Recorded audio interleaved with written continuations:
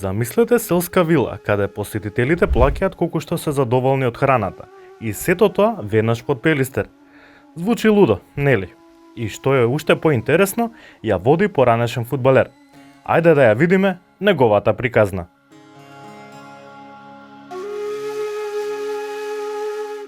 Па после завршетокот на мојата фудбалска кариера, престојот во Данска, одлучи да се вратам назад.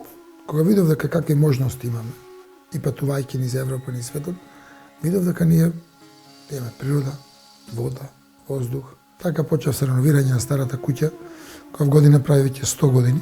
Правена е од моите дедовци во 1925 година. Да сега стигнеме на некои си големи бројки. Вилата во Дихово е прогласена за една од 10 најдобри дестинации на лолни планет.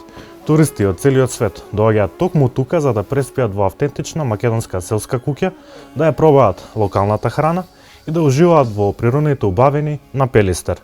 Стигнаме до еден концепт што сега ни би го рекле домашно, а во светот е многу популарно slow food. Само сол, шеќер и кафе да не биде од увоз. Другото биде наше локално и е тука од лоkalните производители, овчарите, медарите и сите.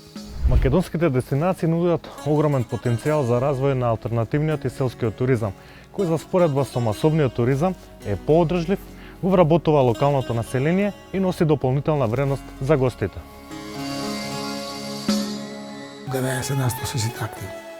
Се доручкова и се оди на планина. Ние имаме статистичка бројка, после Швейцарија и Австрија сме трета највисока држава во Европа. Пелистер има само 39 врвови над 2000 метри. Тоа е нешто што го прави да биде многу поразличен. За 15 минути сме на скијање, 20 минути ни е преспа, околните убавини што ги имаме. Ако обича туризам расте 3 до 7%, алтернативниот туризам расте до 20% годишно. Значи, ние како луѓе сме родени да живееме во природа. Готвиме со туристите заедно, на крајот ве зависи од нивото задоволство и ќе остават пари за храната што ја готвиме. Така да пречекај го гостинот, како што сакаш, виш пречекај.